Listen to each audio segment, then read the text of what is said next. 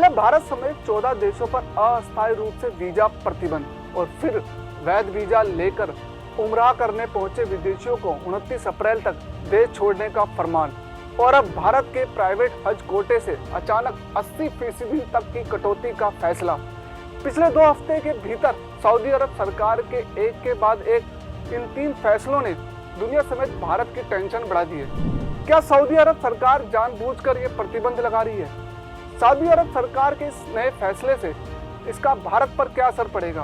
क्या भारत सरकार इस मामले को लेकर सऊदी अरब सरकार के खिलाफ कोई एक्शन लेगी? इस वीडियो में इसी पर बात करेंगे। नमस्कार, मैं हूं हरीश और आप देख रहे हैं खबर फास्ट डिजिटल। सऊदी अरब सरकार ने अपने नए फरमान में भारत के प्राइवेट हज कोटे में अचानक से 80% तक कटौती करने का ऐलान किया है। ये फैसला क्यों लिया गया है, इसके बारे में अभी तक कुछ स्पष्ट नहीं हो पाया है, लेकिन कयास लगाए जा रहे हैं कि हज के दौरान वहाँ हर साल लगातार तेजी से बढ़ रही भीड़ और अवैध तरीके से वहाँ पहुँचने वाले लोगों पर अंकुश लगाने के मकसद से ये कदम उठाया गया है। वहीं सऊदी अरब सरकार के नए फैसले पर जम्मू कश्मीर के मुख्यमंत्री उमर अब्दुल्ला और पीडीपी अध्यक्ष महबूबा मुफ्ती ने गंभीर चिंता जाहिर की है। इतना ही नहीं, दोनों ही नेताओं ने विदेश मंत्री एस जयशंकर से आग्रह किया है कि वो इस मसले पर जल्द से जल्द सऊदी सरकार से बातचीत कर इसका समाधान निकाले। हालांकि इस मसले पर अभी तक केंद्र सरकार की ओर से कोई भी आधिकारिक बयान सामने नहीं आया है। इस मामले में जम्मू कश्मीर के मुख्यमंत्री उमर अब्दुल्ला के दफ्तर की ओर से एक्स पर लिखा गया 52,000 से ज्यादा भारतीय तीर्थयात्रियों के हज स्लॉट रद्द किए जाने की खबर बेहद चिंताजनक है।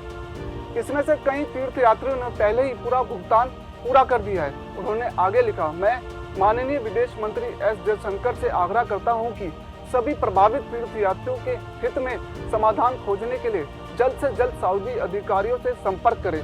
यह कदम इस साल पवित्र तीर्थ यात्रा करने की उम्मीद कर रहे हजारों लोगों की परेशानियों को कम करने के लिए अहम है। पीडीपी चीफ महबूबा मुफ्ती ने भी इस मुद्दे को लेकर एक्स पर पोस्ट में कहा, सऊदी अरब सरकार से परेशान करने वाली खबर आ रही है। रिपोर्ट से पता चला है कि भारत के निजी हज कोटे में से 80% की अचानक कटौती कर दी गई है। इस फैसले से देश भर के हज यात्रियों और टूर ऑपरेटर को काफी परेशानी हो रही है।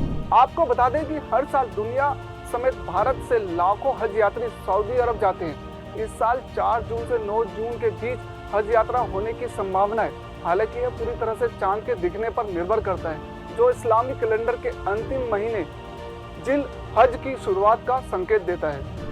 आपको बता दें कि इस साल भारत और सऊदी अरब सरकार के बीच हज समझौता हुआ, जिसके तहत 1,75,025 भारतीय तीर्थयात्रियों के लिए हज का कोटा तय किया गया था। इन्हीं हज यात्रियों की संख्या में कटौती की बात कही जा रही है।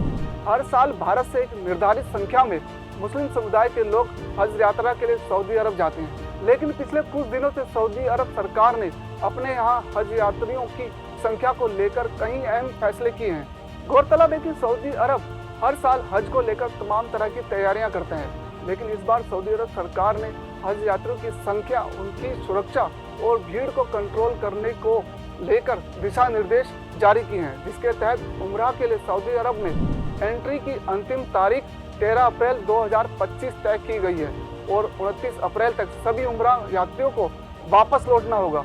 इसके अलावा सऊदी अरब सरकार ने 12 साल से कम उम्र के बच्चों को इस बार हज वीजा देने से इनकार कर दिया है। साथ ही मक्का में 23 अप्रैल 2025 के बाद प्रवेश करने वालों को कोई एक दस्तावेज दिखाना अनिवार्य होगा, जैसे हज परमिट, मक्का में काम करने का सरकारी परमिट इत्यादि।